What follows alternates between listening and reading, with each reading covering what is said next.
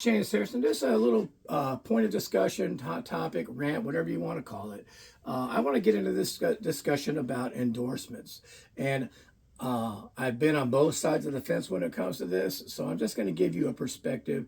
I think there's a lot of misinformation out there that when you're endorsed, you get all this stuff free. And that's not the way it is. So typically, most endorsements allow for an artist, an educator, or a touring musician, or whatever.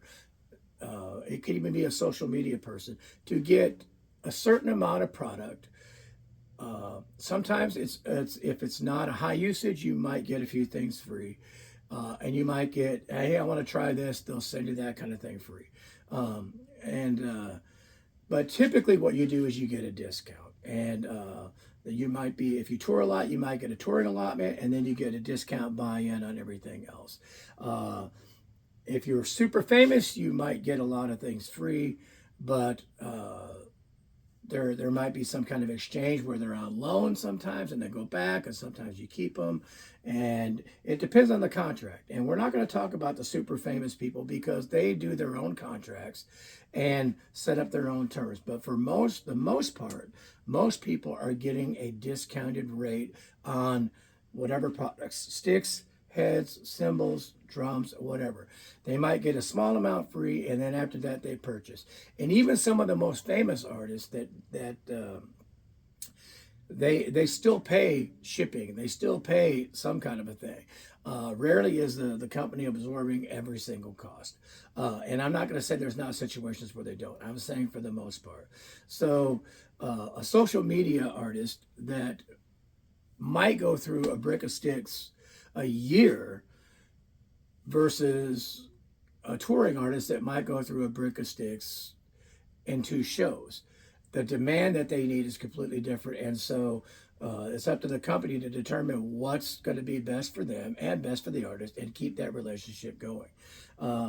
Sometimes if you see somebody jump from one company to another, sometimes it's because they didn't feel their needs were met, or the company might have said, we're gonna sever this relationship, or we're gonna change the status of it. From now on, you might have to pay X amount. We're not going to give a tour allotment anymore, but we're going to give you this, and then you have to pay for it. And they might not be happy with that, and they might seek another contract with somebody else. A lot of times when they leave a company, it's because they enjoyed working with a specific person, and that person's no longer with the company, and so they try to find a relationship with somebody else.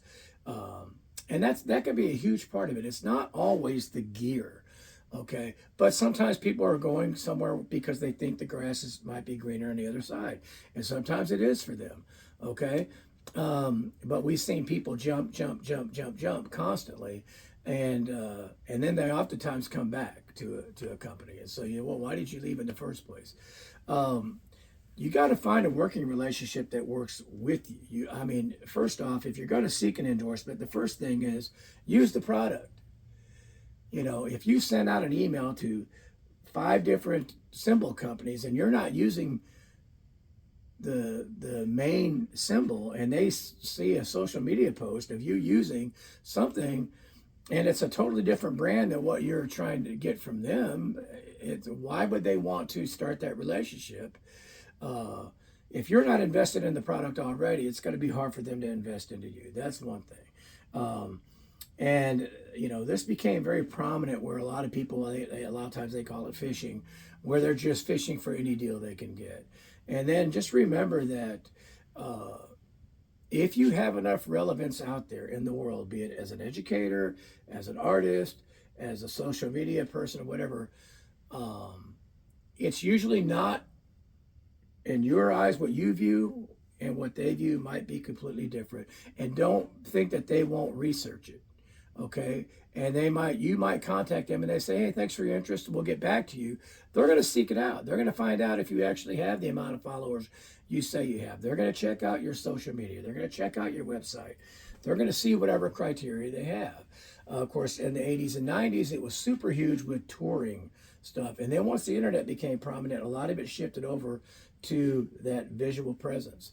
And for somebody that's not touring and shooting just in their room, or in a home studio and all they're doing is shooting videos, the demand that they have is not going to be the same as somebody who's touring, because it's not taking the same kind of abuse, setting up and tearing down and playing in front of 10,000 plus people on a daily basis versus playing in front of a camera. But everybody has a relevance and they'll find it, and they'll find it if it works for them. Somebody might say, oh, I have 100,000 subscribers. And then, usually, and this is, I know I could be wrong on this, if you look at how many subscribers somebody has and the average number of views they get on a video, it is nowhere near the amount of subscribers they have. So usually if it's 10% or so, that's decent. Somebody says, oh, I have 1 million subscribers. That's a good number at 10%. If you say, oh, I have, 10,000 subscribers, that 10% drop drastically. So that vision or that amount of views, it's still relevant to you and it's still relevant to somebody, but it may not hold as much weight as you think it does. Because you'll always have one video that takes off and gets a bunch of views, and you'll get some that don't get it. And so your average is usually going to be around 10, maybe 20% on a good thing of views that you get based on your subscriptions. And or followers. A lot of times people follow, but they don't necessarily watch all the time. So there's a balance there, and they have to figure that out. But having that kind of following certainly does put eyes on the product, and that's important. So there's no harm in reaching out and trying to seek an endorsement, but just remember, it's also their situation. You're thinking, here's what I think I can do for you, and here's what I would like you to try to do for me, and work with them, and you'll usually find a balance. But it's usually not everything free, and there's just a huge misconception out there about that. It is not getting everything for free. It's not that way. Don't think it is. For certain artists, it might be. In general, it's not. There you go. Rant over.